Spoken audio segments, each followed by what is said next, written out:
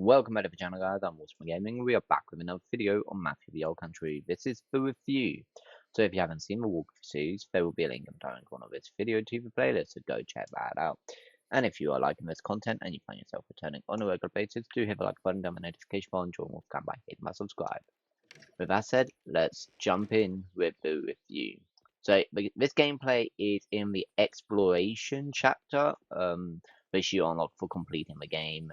Once you've completed the game, go into the replay chapter page, and you will be able to click on explore, and it turns the game into an open world, basically, for everyone that wants to go around and collect the rest of your collectibles.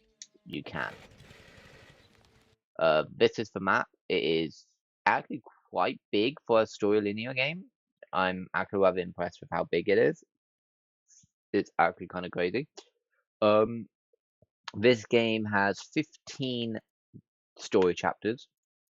So it's got the prologue and then 14 chapters after the prologue.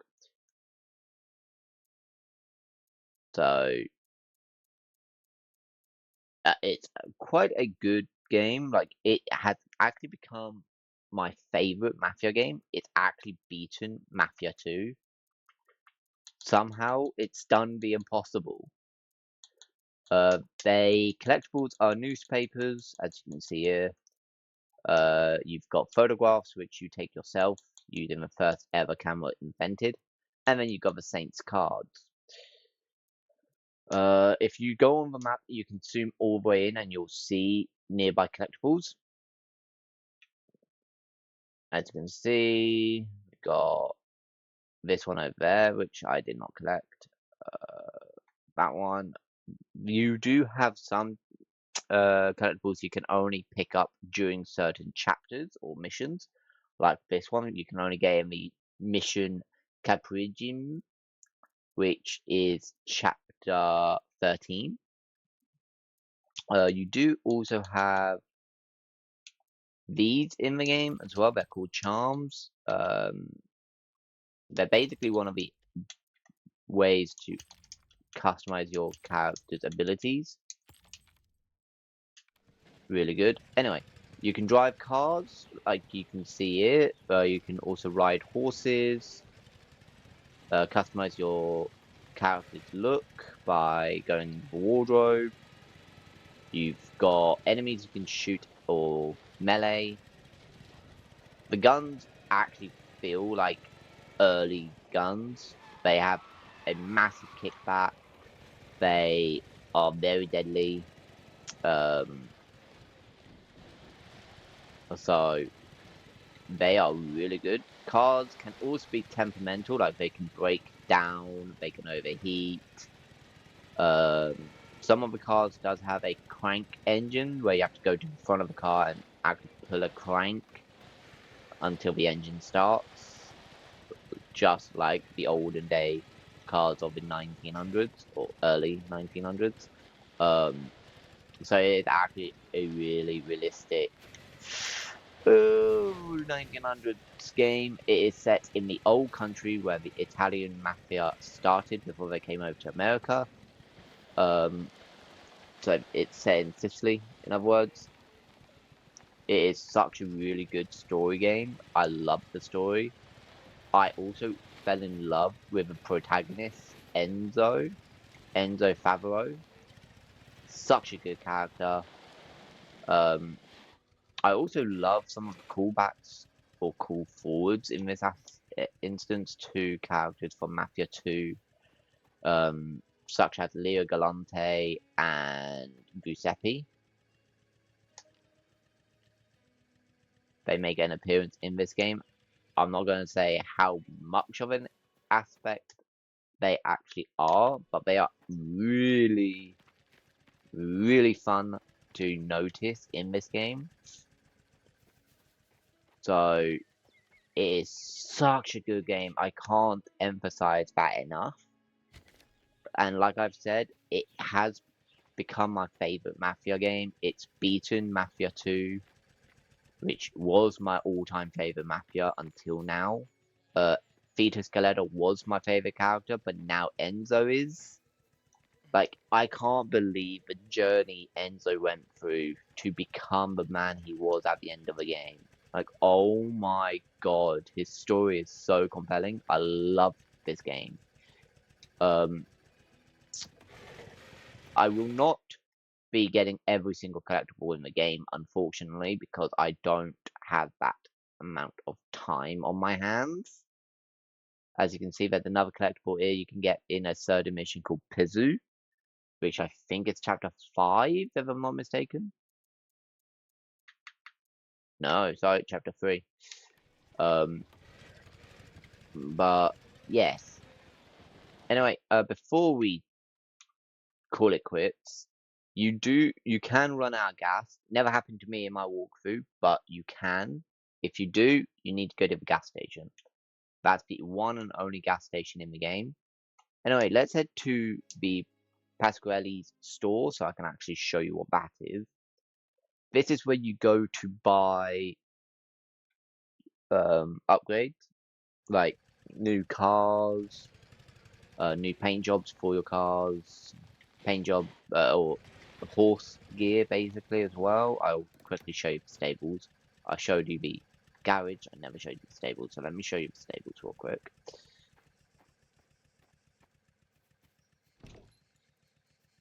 So here is the stables.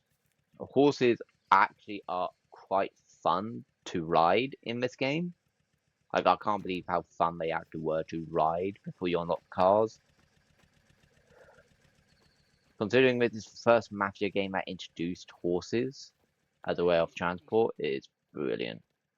Anyway, some of the collectibles you can turn into in-game currency. So definitely one of the good ways.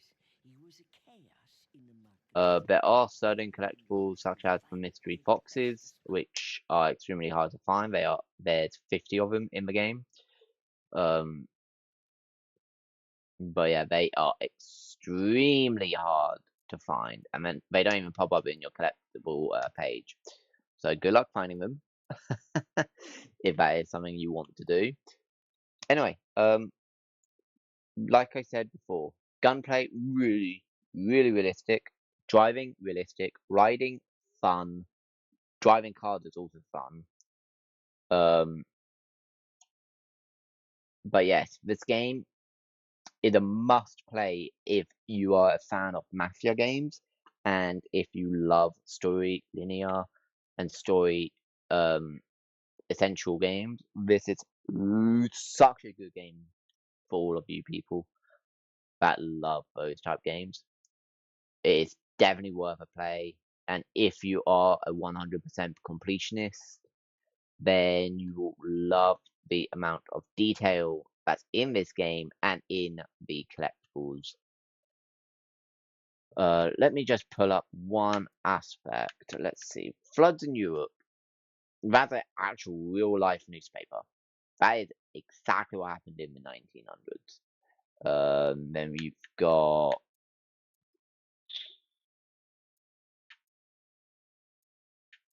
Racing Champion. That's the first ever race car race. So pretty amazing. Then you've got Running the Tower, which is indeed something that happened once Eiffel Tower was built in Paris. They were literally people were running up the Eiffel Tower as a race to see who could get to the top first. Really, really fascinating. But anyway, San Francisco in ruins. Yes, San Francisco had a massive earthquake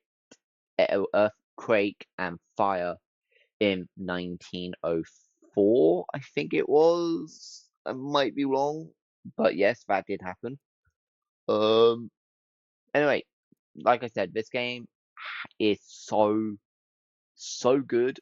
I'd recommend it a lot. I'm trying not to spoil anything by accidentally showing you the details of each chapter.